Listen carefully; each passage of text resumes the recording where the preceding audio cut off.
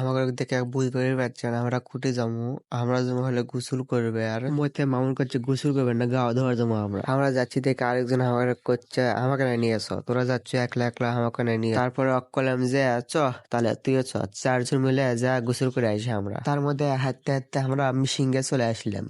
যে পরিমাণে রোদ, তার ভিতর থেকে মধ্যে মামুন করছে আমাদের গ্রামের সুন্দর জানা মানুষ দেখা।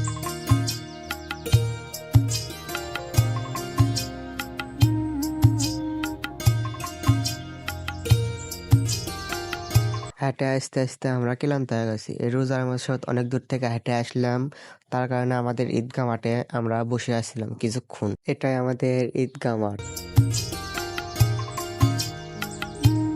তারপরে গোসল করার জন্য আমরা মিশিংয়ে চলে আসলাম। আমি সবার প্রথমে গোসল করা শুরু করে দিলাম। এই মুহূর্তে আবার সিফাতক ডাকিচ্ছে আই দুইজন গোসল করি, তারপর ওরা গোসল করবি। তারপর আমার কথা শুনে সিফাতক গোসল করা শুরু করে দিল।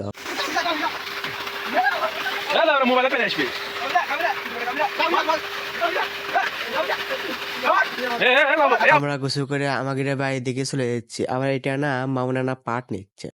আমরা গোসল টোসল করছি, গোসল টোসল করে এখন আমরা যাচ্ছি। আজ এ মানে সিপাত কোন দেখা যায় না, এ ও যায় মেয়েটি ক্যামেরা ডিসপ্লেটা না একটা বড় গাড়ি কি মানে ওই যে মনিটর আছে না 21 ইঞ্চি না 22 ইঞ্চি মনিটর, আর ভাই এতে 32 চ্যানেল। হ্যাঁ উনকার মনিটর দিয়ে না ভালো হয় ইনকা ছবি দিলে তাহলে হ্যাঁ তাহলে না 200 ইঞ্চি নিয়ে আসলে আরো ভালো হয়। হ্যাঁ তাহলে চারা ধরে কি একদম আবার কয় 300 ইঞ্চি নাকবি না না এখন চারা ধরে কি একদম উঠবি সেভাবে উঠবি, গ্রামের দৃশ্য ভালোভাবে উঠবি উঠবি। গোসল করা করছে, গোসল আমরা করছি, গোসল না আমরা গা ধুছি কি গা ধুছে।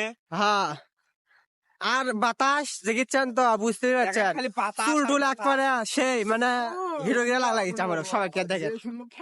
সো আজ এই পর্যন্তই আমাদের এই ভিডিও।